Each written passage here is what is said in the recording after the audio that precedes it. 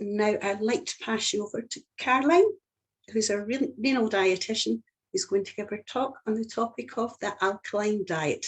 Good evening, Caroline. Good evening. Fine. Right, I'm a renal dietitian, and I've been a renal dietitian in Portsmouth, not for the 20 years that Susan said, but actually for 40 years. Awesome.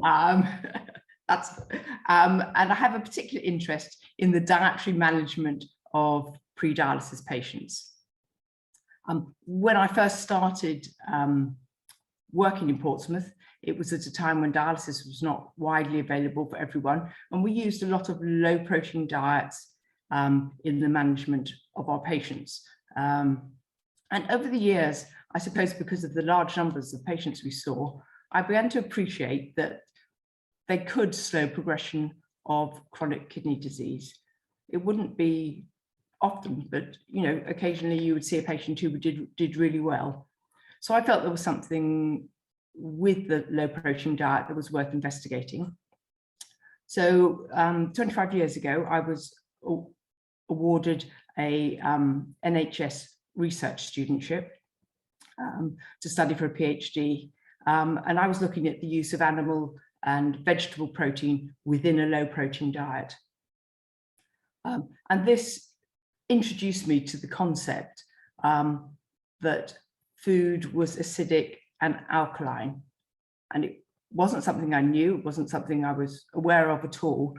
And I suppose since then, since I finished, it was sort of 15, 20 years ago, I've been trying to explore I've tried to develop my understanding of acid and alkaline nature of food and also its effect on the kidneys.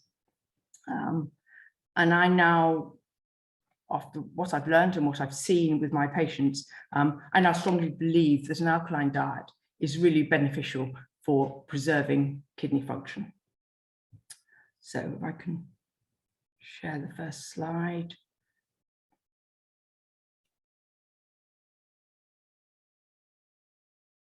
Right, so an alkaline diet for kidney health, and that's what I really think is really important for people. So what foods are acidic and what foods are alkaline? I didn't know, and so this is what I'm obviously going to share with you. So foods that generate acid. Now, they're generating acid when you eat them. Obviously, you don't think they're acid when you're eating them, but within your body, when they're metabolized, all the protein foods, or nearly all protein foods, generate acid. And this is due to the amino acids that are present within food. So meat, fish, eggs, cheese, milk, bread, cereals, rice, pasta, foods that we're all eating every day and in maybe even quite large quantities. The foods that are generating alkali are fruit, vegetables, potatoes, and sweet potatoes. And obviously you're probably quite aware that we're all eating more of those foods and rather less of those foods. So if we look at what might be a typical diet, this is the amount of acidity a patient was eating from the protein and the grains that he was eating, and this was the amount of alkaline food he was eating. Now, the idea is that the alkaline foods will neutralize the acidic foods that you're eating. So this relatively small amount of alkaline foods will neutralize that much acid. But the problem is, from the diet that he's eaten, there's actually quite a lot of acid which is not neutralized. And that has to go out through the kidney. And this is where the problem lies, because actually when you look into excretion of acid, it is relatively limited even in healthy kidneys. But when you've got impaired kidney function, your ability to excrete acid is compromised right from early on. And so that when you've got with GFR might be 50 or 60, your ability to excrete acid is probably about 50% of what it was when you were healthy. Now, the kidney will work hard to excrete that acid, and it will excrete as much as it can. But you're often left with some acid which is unable to be excreted, and that has to be neutralized within the body. And you might be dissolving your bone to neutralize the acid, or you're breaking down your muscle mass in order to provide the something to enable the acid to be neutralized. And the byproduct of that, it's basically your muscles release glutamine, and the glutamine gets broken down to, and one of the byproducts that is ammonia. So you've got ammonia in your kidneys, you've got your kidneys working hard to get rid of the acid, and that is causing kidney damage.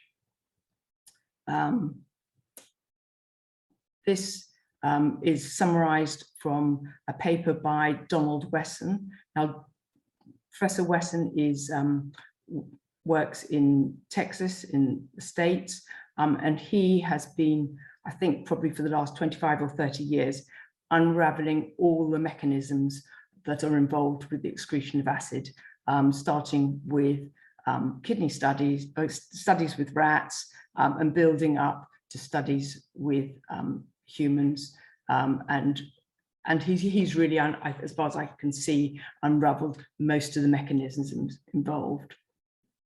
And as you can see, when you eat an acidic diet, the acid will lower the level of bicarbonate within your cells, and particularly within the cells of your kidney.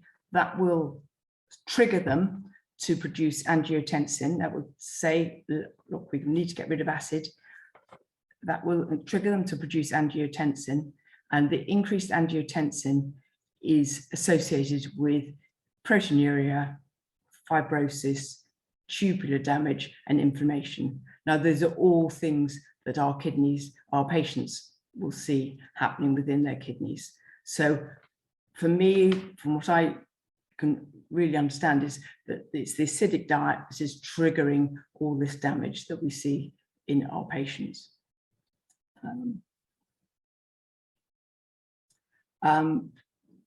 This is sort of backed up by some of the clinical studies that have been coming out in the last 20 years, which would suggest that alkali, so some of the studies have been looking at giving an alkaline supplement in the form of bicarbonate, and one of the early studies was done in the UK here, and as you can see from the title, bicarbonate supplementation slows progression of chronic kidney disease and improves nutritional status.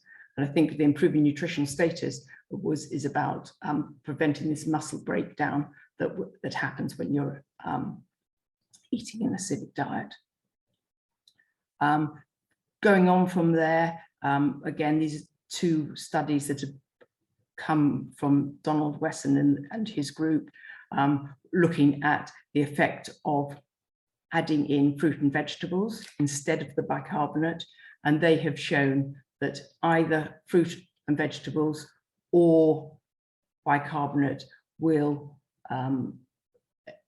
limit the kidney injury and reduce and slow the rate of kidney damage in patients with chronic kidney disease. And other studies have looked at patients and looked at their diet, and also shown that if you're eating a diet which has a higher acid load, then it predicts a faster rate of reaching end-stage renal disease amongst adults. Looking, when I was doing my PhD, I realized I was trying to trace the history of a low protein diet. And I actually had some papers, I found I had some papers from the 1920s and the 1930s, which were actually looking at an alkaline diet. And I have to say that when I looked at them, when I was doing my PhD, I thought, oh, and put them aside, and didn't really realize that I was going to be returning to them and realizing that they were actually promoting an alkaline diet those 100 years ago. And somehow it seems to have vanished, and very little about that since those days. So, I mean, as a dietitian, you might ask, well, what is an alkaline diet? What's it going to be? What's it mean? The sort of Sherman, who was involved with the early understanding of acid and alkaline foods, he suggested that you should have an equal sort of quantity of acidic and alkaline elements in your diet. Somebody else who's written quite a lot, sort of rather more in the alternative press than in the mainstream press, was Dr. William Hay, who happened, as I found out, to have kidney disease, and he managed to cure his kidneys and his general health by using an alkaline diet. And following on from that, he wrote the Hay diet, and he advocated that healthy people should be to have 60% of their foods as alkaline, but if you had a chronic condition, then you'd be looking at having 80% of your food from alkaline foods. So maybe if we go back to looking at the acidic and alkaline foods, so the recommendation is perhaps that you should have 50% from alkaline foods and 50% from acidic foods, or the more extreme case of that you should be having 80% of your foods from fruit and vegetables and potatoes, and only 20% from the acidic foods. Now, I think if you're any renal dietitians or probably a lot of renal patients, they're thinking, oh, help, that's a lot of potassium. And so I have to put in this warning, and I mean it wholeheartedly, that an alkaline diet, you have to be aware that an alkaline diet is potentially very high in potassium. So don't try and introduce an alkaline diet for yourself without guidance from a renal dietitian. And certain drugs that are used widely in patients with chronic kidney disease, such as ACE inhibitors and angiotensin receptor blockers, they do also limit potassium excretion from the kidney. So if you're wanting to, if after seeing the evidence I have, if you want to get some advice to follow this, then you should really must seek advice from a renal dietitian. This is a patient that I had who came to clinic one day, about 4 or 5 years ago. He had rapidly progressive kidney function, and I would say that is extremely fast. He had actually lost 35% of his kidney function, or virtually 35% of his kidney function in 1 year, and that's pretty unusual to be that rapid. Most people would probably be losing about 5% is fairly common, something around 5, sometimes 10. And sometimes slower than that. He was really keen to do something about the diet. He came in, the nurse brought him in saying, this man really wants to do something to slow the progression, because otherwise he's going to find himself on dialysis very quickly. So we talked about what he should do, and he went away and changed his diet. He was I think he was in a good position. He was able to, he and his wife were able to take on the dietary advice and really go with it. And as you can see, it's completely halted this rapid progression. And he managed to he lost just about 3% of his kidney function over the ensuing couple of years until he actually ended up with a transplant. But interestingly, soon after he saw me, I think it was 3 weeks later, he went and had a blood test, and immediately you could see the effect on his acid-base balance, in that his level of bicarbonate had risen by 2 or 3%, and not 2 or 3%, but 2 or 3 millimoles. And also he had proteinuria, and you could see immediately that the level of protein in the blood has started to go up, and it went up from that moment on and got into the normal range. So it was a very, you could see it was having an impact, and it was having an impact very quickly. Obviously, a question that you will want to know is, does an alkaline work with polycystic kidney disease? And we have some studies in rats which show that if you're eating a high animal protein, if the rat is eating a high animal protein diet, then results in faster cyst growth, and also a high salt intake is linked to faster cyst growth. And there is also a couple of studies by Tanner looking at alkaline supplements, and they were able to demonstrate that in rats, that when they gave an alkaline supplement, which was potassium citrate, but so that's equivalent to eating some fruit and veg, that it had been shown to preserve kidney function. I wrote a paper about, which was published about 5 years ago, about an alkaline diet being good, potentially good for kidney function. And Professor Tanner was one of the people who got in touch with me and made me aware of his paper, and said, oh, he was really excited to see what I was doing, because he said he really had recommended that trials were done on using an alkaline diet with polycystic kidney patients, but he said he had been unable to find a nephrologist who was willing to take that on, or thought it was interesting. I think what I've noticed with the polycystic kidney patients that we've seen so far is that there has definitely been a slowing of progression for some of the patients. So maybe somebody whose kidney function is going down at about 5% a year, maybe it slows to 2 or 3% a year. We haven't actually I haven't noticed anyone's kidney function completely plateauing yet. I mean, I think we've got better at giving out the advice. So we're, always looking at what's happening to patients and trying to improve it. So one thing I thought was interesting is obviously to present is, what do our patients say about the diet? If we look at some of the quotes that some of the patients have said to me, one young man I was following up in outpatients, he said, "You don't need to keep chasing me. I know the diet is right, as I feel so much better following it." So good, makes me feel we're on the right track. The diet just made me feel better in every way. So that says 70-year-old lady with ischemic nephropathy. And then just recently, in the last few months, an 87-year-old man who we gave the dietary advice to, and 6 weeks later, he said, "Oh, I feel brilliant." In comparison, I think, to how unwell he felt before.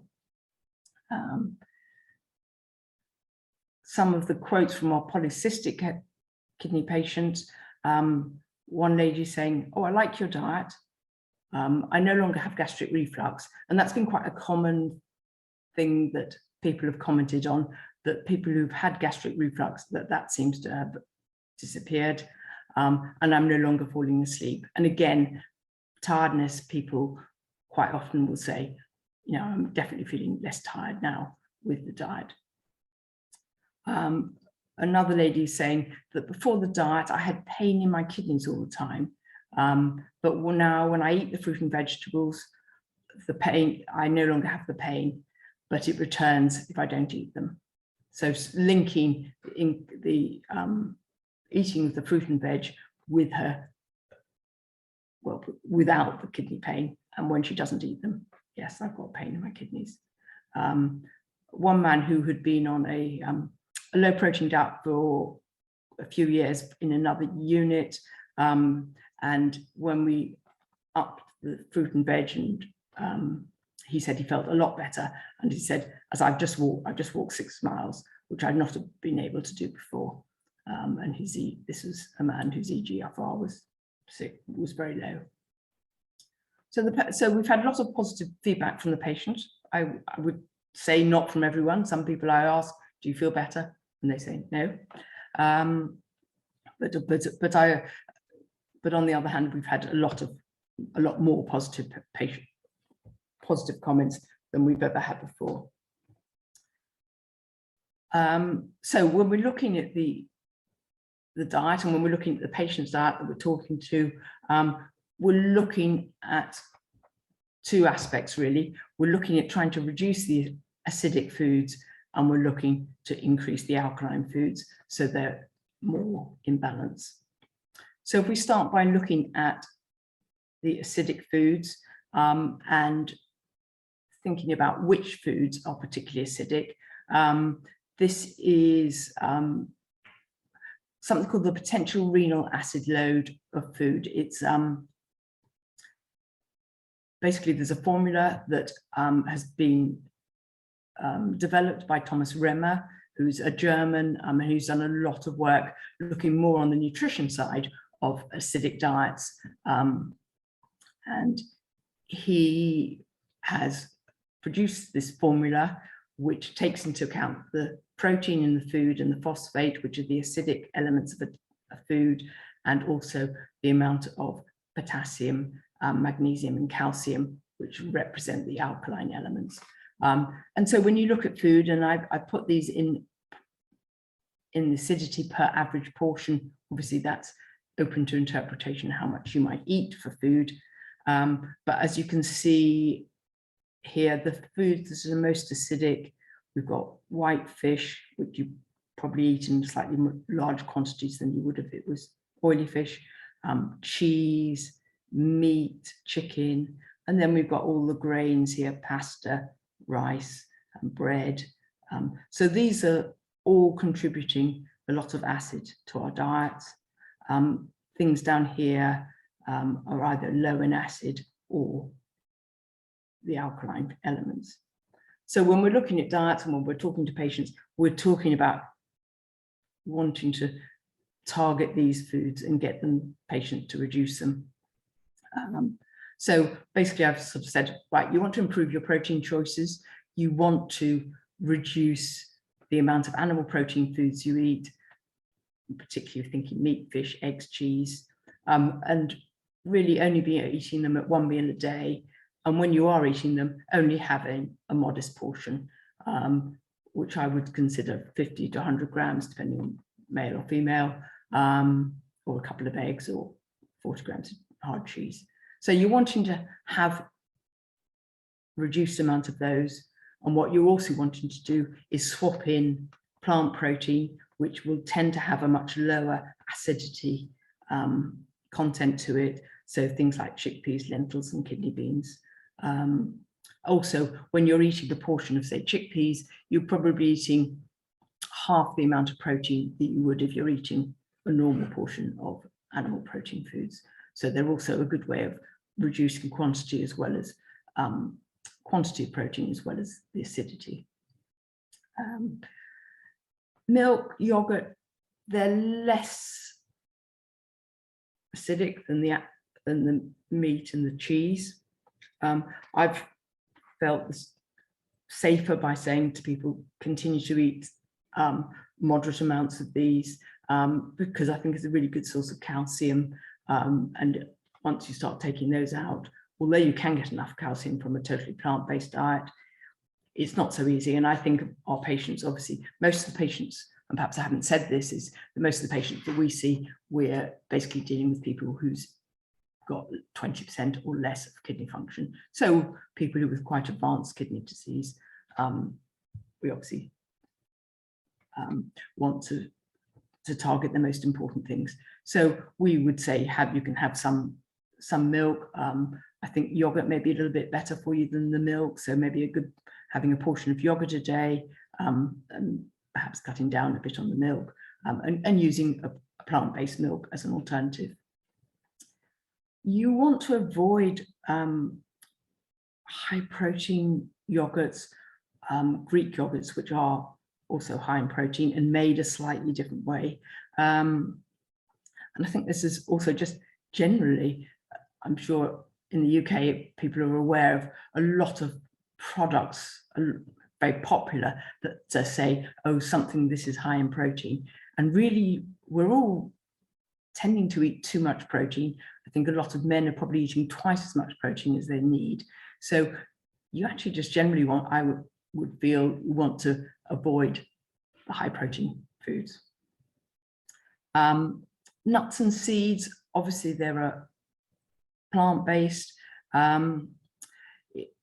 Looking on some of the websites, it's difficult to work out whether, I suppose, how acidic or alkaline a lot of foods are. I think we've got this formula which looks at the main foods. I'm not quite sure whether it picks up everything we need to know about things like nuts, seeds, and what's in them.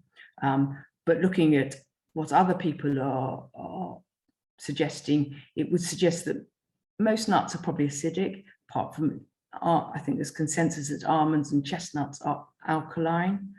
So when you're using them, do use them, but use them in moderate quantities. You don't want to perhaps be snacking on nuts, but if you're putting them in a meal, that's absolutely fine.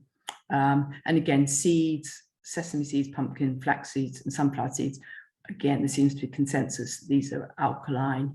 And what we do quite often is lightly toast some seeds in a dry frying pan. You do them for 2 or 3 minutes. You don't want them over roasted, but they crisp up nicely and they're a bit more tasty when they're toasted. And you can use them to sprinkle on a salad or a soup. I think you will have picked up from the diagram of the acid load that cereals and grains, they're all acidic as well. And if your diet is very heavy in those foods, you do want to think about reducing the quantities. So most cereals and grains are acidic, so moderate portions. Maybe think about replacing some things with vegetables, like using cauliflower rice, spiralized courgettes instead of like pasta and rice, or maybe if you're eating biscuits for a snack, and maybe think about perhaps having some fruit there. So just think, or, you know, I think it's just about thinking out, do I need that second slice of toast? Well, maybe not. I'm had enough to eat, so I don't need the portions of grains that you are having. I think you want to use more whole grains and high fiber sources as much as you can.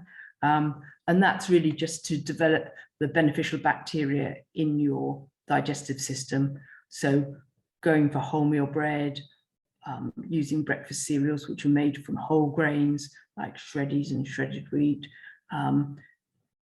using brown rice and wholemeal pasta.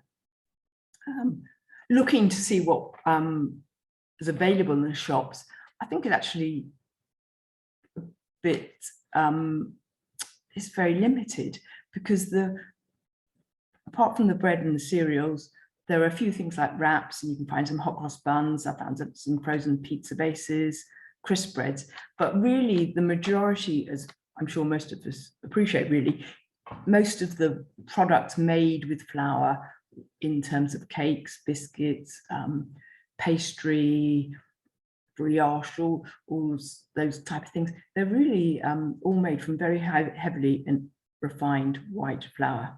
And that's not so good. I think one of the reasons for trying to encourage the whole grains obviously is to have a healthy digestive system, develop the beneficial bacteria in your gut. They also produce short chain fatty acids from the grains that are not being digested so well, and that's all beneficial to your overall health.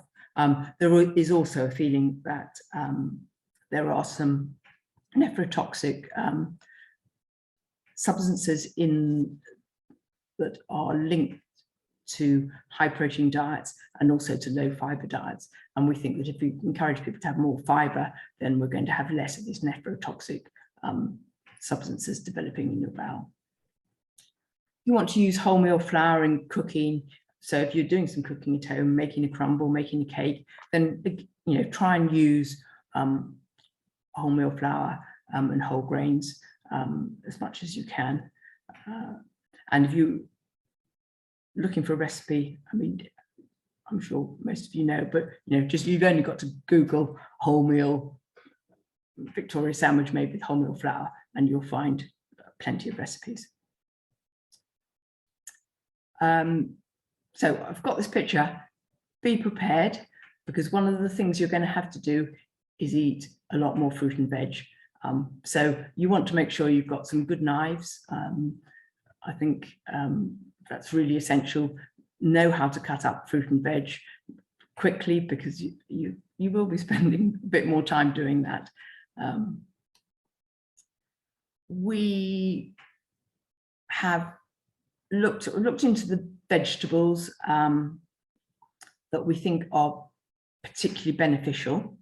And by that, we're thinking vegetables that are particularly alkaline.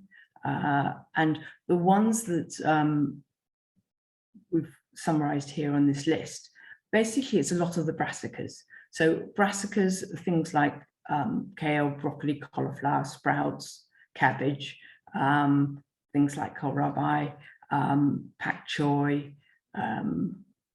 things like swede and turnips, rocket, watercress, radishes. They're all brassicas. So really encouraging our patients to choose their vegetables from this list as much as possible. Obviously, other things like garlic, onions, and celery, celeriac, are all beneficial. Avocados, sprouting seeds and beans like alfalfa seeds that you would sprout. You can sprout them at home. Bean sprouts. They are all considered very alkaline. And if you look at what fruit and veg, what vegetables people eat in the UK, apparently 50% of the vegetables eaten in the UK are onions, tomatoes, peas, and carrots. So onions are the only one that come into this list. And it's quite interesting when you talk to patients how they'll say, "Oh, I've never liked those," or they won't actually eat any of those. So trying to encourage people to eat them, to maybe start getting to like them, because they do say that if you eat the same food for 2 weeks on the trot, then you're much more likely to get to like it than if you have it just occasionally. So if you have it once and then don't have it for another 2 weeks, then you're going to take a long time to get to like it. But if you can persuade yourself to perhaps choose one or two things that on here that you might think, okay, they're okay, then trying to introduce them, maybe have them 3 or 4 nights on the trot, and you probably begin to think, well, they're okay, I can eat these. We would get you to avoid, ask people to avoid vegetables that are particularly high in oxalate, which spinach, beetroot, and chard. And that's really because instead of the beneficial organic anion that makes something alkaline, you've got something which has got the oxalate is there in place. So it means these aren't they aren't alkaline, and actually they may be depositing oxalate in your kidneys, because I think no one, not just renal patients, but none of us can metabolize oxalate. Trying to get people off peas and sweet corn, because because they contain protein, they're a sort of a neutral vegetable, so they're not going to do as much good as things like the broccoli and the cauliflower. And so trying to encourage people to use the better vegetables. And really, we've been saying to people that they need to have vegetables both at lunchtime and in the evening meal. So some ideas of incorporating vegetables in your lunch box with your lunch: wash and chop up the vegetables and just take them in a Tupperware box to have with your sandwich. if you're having a sandwich at lunch. Obviously making a salad, and I find myself using obviously lettuce and rocket as a base, but a lot of kale and cabbage. And kale makes a surprisingly good, actually it's a really nice salad. There are lots of recipes for kale salads on the internet, but basically you would chop them up and then you would massage them with either a bit of oil or some apple cider vinegar just to soften them, and then you can use it as a base, as if it was like lettuce and rocket, which you might be more familiar with. Use other beneficial vegetables like celery and radishes and peppers and things. You want to add a dressing because a bit of oil, you absorb the nutrients better, and add in some lentils or beans as a source of protein, or maybe put a few seeds or nuts on the salad. Obviously, making a soup, you can make soups with obviously lots of vegetables. Again, you want to try and target the vegetables that are beneficial, or make soups which include things like lentils and beans for your protein. And again, quick Google search and you'll find hundreds of recipes for cauliflower soup or parsnip soup, whatever. You want to try and keep the salt down, and I haven't actually emphasized that, but I think most people are aware that they want to keep their salt down, but salt will actually sort of increase the acid load. So you want to try and reduce the salt by using, perhaps if you're using stock cubes, maybe use them in half the quantity than recommended, so that there is less salt in your soup. Obviously, you can just go and buy a salad and think of that as an option. The fruit, you want to have at least 2 portions a day, and most fruit is probably beneficial, but we think particularly the citrus fruits, so oranges, lemons, lime, grapefruit, mandarins, satsumas, apples and pears, and berries, particularly good for improving your vascular function. But some are thought to be acidic, something like blueberries and cranberries. So I think my recommended thoughts are about using berries is have a mixture. So you're not just having blueberries every day, but you maybe have blueberries, raspberries, blackberries. So you're getting variety and getting the benefit of the different berries. When I've given out the advice and suggesting that cranberries are acidic and maybe reduce them, I think we're feeling that actually if you take cranberry juice as a precaution against urinary tract infections, then I would continue to take it. We would recommend avoiding rhubarb. Again, it's another food that's high in oxalate. I think it's worth having a look to see what's available in the supermarkets, what's there, what might help you. There are lots of the frozen vegetables that you know that are there. You're probably aware of some of them, but maybe there's a bit more frozen vegetables available that might be useful when you're in a hurry, you don't want, or just to make things a bit easier. So found a lot of different things, celeriac and mushrooms, butternut squash, I wouldn't have known that was there, and avocado. Frozen vegetable mixes, you can see that some soup mixes, some stew packs, sofrito mix I found, stir-fried vegetables and Mediterranean vegetables that purely you just had to put in the oven to cook them. So there are things there that would make it easier and less chopping. There are lots of tinned beans, so you don't have to be soaking beans, and you can just open the tin of beans and add them to dishes. There are frozen herbs, which might be useful for adding to recipes, or if you wanted to make your own pesto or something, then they're really beneficial. Quite a lot of frozen fruit, particularly berries, but also things like mango and pineapple, even Bramley's apples. And there's some fruit compotes around that are available maybe in jars, or fresh fruit compotes. But you can easily make your own fruit compote from frozen berries.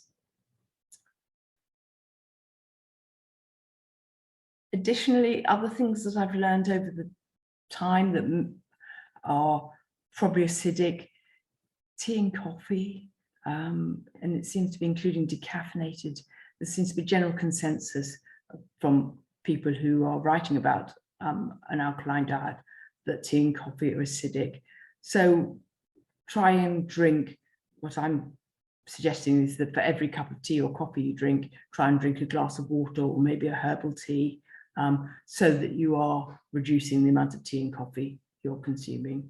And I think the general advice for people with polycystic kidneys is to drink 3 litres of fluid a day. Alcohol also seems to be acidic, so maybe think about the quantities that you're drinking. Things that are good, ginger, turmeric, spices, they're all always considered beneficial, have lots of beneficial properties. So they're good things to try and incorporate into your dishes. Sugar is one I haven't found myself a lot of evidence that sugar is acidic. There seems to be general feeling that it is, but we certainly don't give any advice about it at the moment. Fats and oils, I think generally they're neutral, so they're fine to have. And salt, as I sort of mentioned earlier, salt will exacerbate acid retention. So you want to cut down on your processed and savoury foods. Aim to use small amounts of salt in cooking, but none at the table. So just trying to keep that down. And it does get easier over time as you get used to having less salt. You don't feel you need it. Recipes and ideas of how to use. You want to try. I will always target and try and use the recipes using the beneficial vegetables, because I think those are the ones that we should be eating. I will tend to substitute kale for spinach in recipes, so that I'm not really eating much spinach. It takes a bit longer to cook, but generally works fine.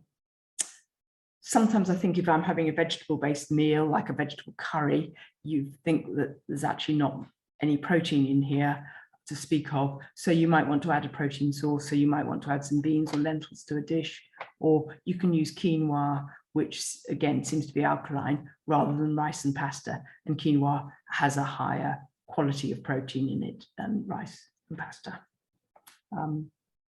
I would generally try and avoid tomato-based recipes, because you want to you probably get enough tomatoes without actually looking for a tomato-based recipe, and you would benefit from, you really want to make these positive choices. So include the beneficial vegetables, include broccoli, include kale, and make choices to include them as much as you can. I have no reservation in recommending these 2 cookery books, both by Hugh Fern and Whittingstall, because they're the mainstay of my repertoire of cooking, the vegetable meals. Sometimes I try and analyze, well, why do I really like them? And I feel it's because they're all the recipes, and they're probably several hundred in each book, they're all based around vegetables. That's the main ingredients of vegetables. The recipes are relatively simple. They may have 6 or 8 ingredients. They're all things that you know what they are. They're not very strange sounding things. And I think there's just generally not a lot of sort of sauces, and they're more natural flavorings. And I think again, that's what I feel most comfortable. That's what I want to eat. And I just think these books really enable you to switch your diet to a more vegetable-based diet. I mean, there certainly are a lot. If you go into a bookshop, there are lots and lots of vegan and vegetarian recipes. And I think it's also about finding ones that ring true with you, that you feel comfortable. There are websites. I found BBC Food a good website. for searching for things. Riverford Organic Farmers, people who do the organic veg boxes, they have a extensive recipes section where you can look for specific recipes using specific ingredients. The Vegan Society has a few recipes there. Some of the health charities, Heart Health UK, they have some quite simple recipes. And I suspect some of the diabetic website also have, quite simple, quite short recipes that may be a good way to learning how to use some of the more lentils and chickpeas and things like that. Kidney Kitchen UK, which is a relatively new website, which is being developed by the renal dietitians in Exeter, together with some chefs, and they have a lot of recipes. I think initially maybe more for patients on hemodialysis, but I think they're getting some, they've got some low protein recipes there, and most of them I think are using sort of beans and lentils and things there. Also, there are lots of vegetarian, vegan bloggers and cookery book writers, and I think you get to find yourself sometimes going back to the same website thinking, oh yeah, I like what this person's done, and I'll use this, try this recipe. Eating out, I think it's a real challenge. It's because it's difficult to find the things that you want to eat. Indian restaurants, they will often have dishes with chickpeas and lentils, so they're quite an easy place to go and find some, if you want some plant-based protein, and also, obviously they have vegetable curries there. Sometimes when I'm looking at a menu and thinking, what am I going to eat on this menu? I'll often end up thinking that actually by having the sort of meat, vegetable and potato dish is often the dish that's got the lowest acidity, because it's got a good amount of vegetables, it's got potatoes, and maybe you can choose what size of portion of meat or chicken that you can eat. I think sometimes when you're looking at vegetarian choices, they're rice-based. They're quite often a lot of risottos, which you think of as being rice and cheese and maybe some mushrooms in there, but they haven't really got the beneficial vegetables. I think The Happy Cow is an American website, and that you can look up and find where there are vegan and vegetarian restaurants, and they've got reviews, and you can read those and obviously decide whether you think this is going to have lots of vegetables in the menu or not. In terms of sort of lunchtime menus, I think Pret a Manger has always had some good, quite a lot of good salads, avocado salads with hummus and that sort of thing. They also have some vegetarian and vegan wraps. Subway got salad boxes, and you can always add plenty of salad to a sandwich there. But I was looking on the website, and they have got these meat subs, and some of them have got 11 grams of protein, which is relatively low, but the others have got 33 grams of protein. Just that's the difference in protein between one sandwich and another. So you need to start looking at what you're buying, and you're wanting to go for the things with the lower protein in them. Supermarkets, they're also a good source of ready-made salads, help with your lunch. So I hope that that I've introduced you to an alkaline diet, and what I believe is that it will reduce your kidney damage and therefore slow or halt progression of kidney disease. The earlier you started, the easier it is to preserve kidney function, and that's really because you will have, if your GFR's 70 or 80, you could be getting rid of more acid than if your GFR's 20 or below. So it's much harder to halt progression, I think, when your kidney function is low. certainly a lot of patients reporting that it reduces their uremic symptoms. But please do approach a renal dietitian, because they will enable you to follow the diet and also make sure that you control your potassium. And of course, that is really important. Just put together a few resources that I'm aware of. Maybe if one or two people wanted to follow this up. So there's Chronometer, which is a Canadian nutrition calculator, a bit like MyFitnessPal. They offer a free package, but if you subscribe to their gold package, you can actually, you will get a calculator of the proud calculation of what you've eaten at the end of it, and that will enable you to see how acidic or alkaline your diet is, and also allows you to check it actually to individual foods. There's a Dutch website which has a proud calculator attached within it, which they have a list of foods on there, so you can have a look on that. There's a book, The Acid and Alkaline Food Guide by Susan Brown. I think one of the things you learn when you look into alkaline diets is that there's a general consensus about which foods are acidic and alkaline, but also there is not a consensus about some things.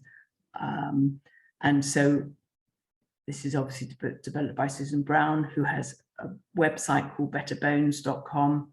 And another one that I look at is Save Our Bones, which is developed by Vivian Goldschmidt. She's an American and Susan Brown's Canadian.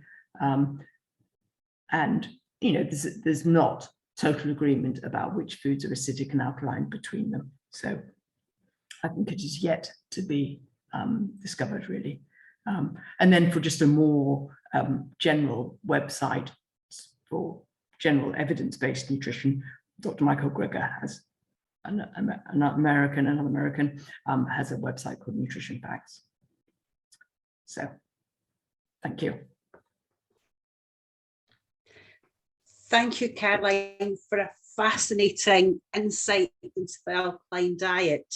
I know for so many of us, when it comes to diet, we start to Google, we look around and we become baffled, but you simplified it in such a lovely way that you made it totally acceptable for us to take that bag of frozen veg out the freezer and use it without any guilt. So it demystified this simple thing of what to buy. And I think when someone says to you, fruit and vegetables, we suddenly tot up pound signs in the vegetable aisle of the supermarket.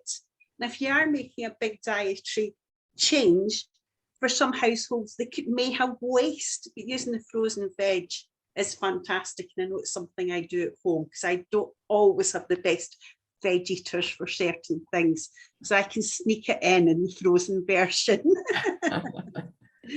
Thank you. We have quite a few questions come through. Are you happy if we overrun slightly? We won't keep you all evening, Caroline. I don't know if you need to rush away.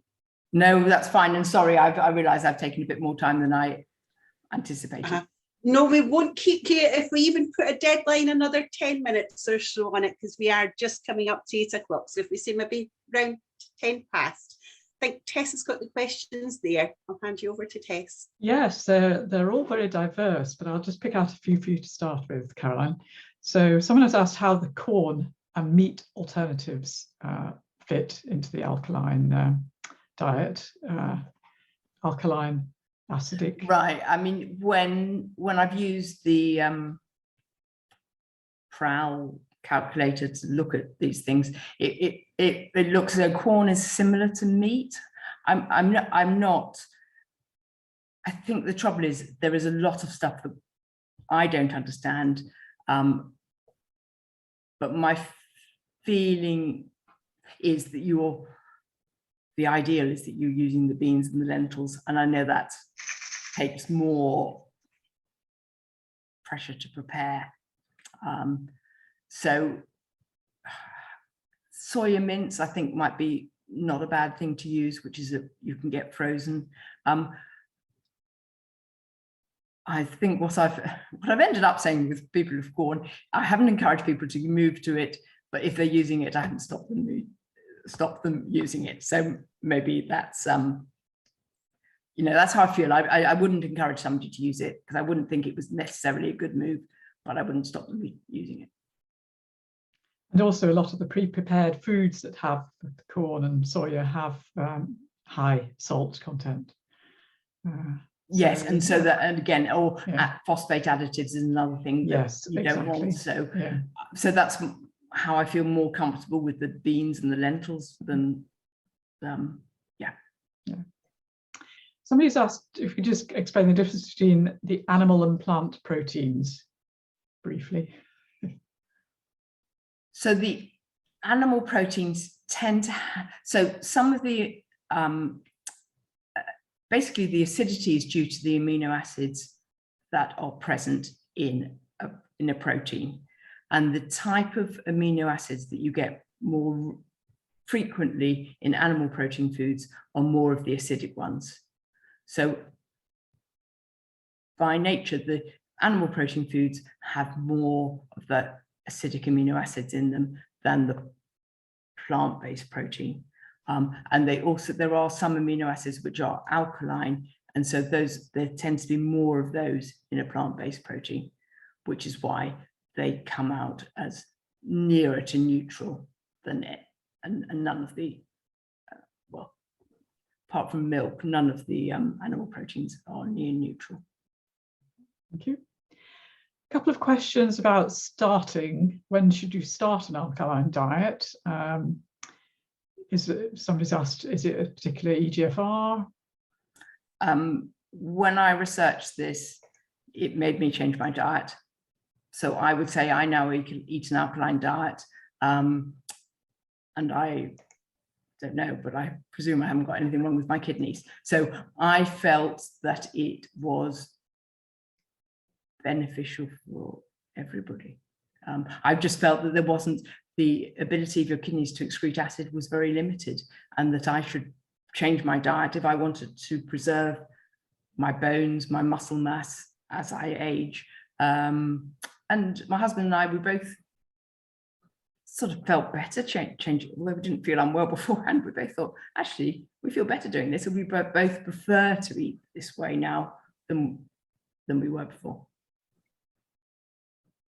So I would say there isn't a starting point of, if you've got anything potentially wrong with your kidneys, I would start moving your diet in that direction.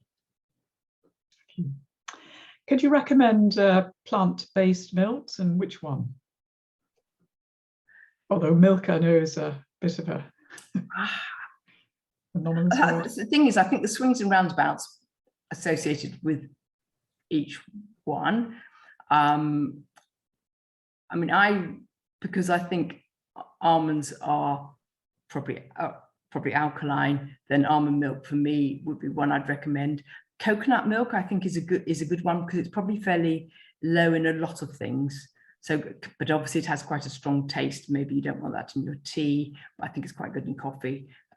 So coconut milk, maybe rice milk ones. So maybe those almond, coconut and rice would be things I would recommend. Somebody with the PKD and normal kidney function who's attempting to eat higher protein to help them with their gym and for muscle gain. So how would they balance that desire with the healthy kidney alkaline diet? I would stop doing it. I think you don't need. We've just had a few patients coming through recently who've had a sudden loss of their kidney function by following like a keto diet or a high protein diet, and this has had a very negative effect on their kidney function. So somebody losing 10% of kidney function in a matter of months. So my feeling is that you don't want to follow a high protein diet, even if you've got normal kidney function. That would be my my feeling. Thank you. And a question here about eggs, which I think you mentioned as on the acidic forming side, but also you had, I think you've mentioned it as possible protein in one of the meals. Yes, I mean, for me, looking at the animal protein, the cheese is the most acidic food that we're eating, and I think we stopped eating it. And eggs, I think they contain phosphate as well as protein, so that tends to make them more acidic than meat. So my feeling is, if you're on a hierarchy of animal protein foods, meat and fish are the lower acidity foods. Eggs and cheese are higher acidity, and therefore, good things to really, if you eat a lot of them, cut back on. And a question actually about almonds. Somebody who had believed almonds were high in oxalates. Is this true? They are. Nuts are. I think when I think of an, yes, if I was giving somebody advice about stones, I would tend to say avoid nuts. Almond milk, I think, is like 2%. Almonds, so it's got a very small amount of almonds in the drink, but they are, they're probably higher in oxalate than some things. Here's someone who has a very high metabolism. What would you recommend to help them stop losing weight on an alkaline diet? We would be looking at, I think fats and oils are a good way of increasing calories. So using dressings and generally having a high fat content. We wouldn't, I mean, the patients that we see, as I explained, were, generally had quite advanced kidney failure. So we don't really target the grains, the bread and the cereals and things like that, because it's obviously getting a balance that we don't want to make them malnourished, and we're not trying to get them to, we're not generally looking for them to lose weight. So generally we are not restricting those in people with advanced kidney disease. But if you're healthy and you're not particularly got a high calorie requirement, then they are things that I would be cutting back on. Okay. And I know you did mention it right at the beginning about speaking to a renal dietitian if high potassium was an issue or potentially an issue. But we've had a couple of people asking again about that. So I wondered if you could just go through that again, because many kidney patients will be, with declining kidney function, will be told to reduce their potassium and start looking at their phosphate in particular. What advice, how would you advise them if they were also looking at embarking on more of an alkaline diet? I think dietitians we're beginning to realize that even if when we're looking at potassium, that maybe we have been wrong in the past and in targeting maybe the fruit and veg that people are eating, because I think that and there are quite a few papers coming out now saying maybe, appreciating that maybe that isn't the way of reducing people's potassium. I think in the past we'd often look to fruit and veg and said, and I would look to fruit and veg in terms of like cutting out bananas, which are particularly high, or fruit juices. So you would be looking at certain things, but maybe you'd be looking at the amount of milk they're having, and you're looking at the amount of meat they're having, other things that give potassium. So it's about rearranging where you're getting your potassium from and making it from beneficial things rather than things that aren't benefiting you in the same way.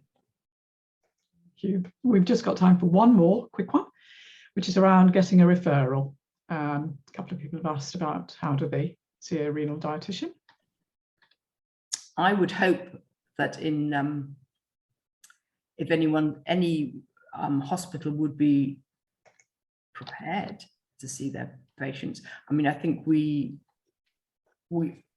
how we work in Portsmouth is that if any patient wants to be seen by the renal dietitian, then we would offer them an appointment.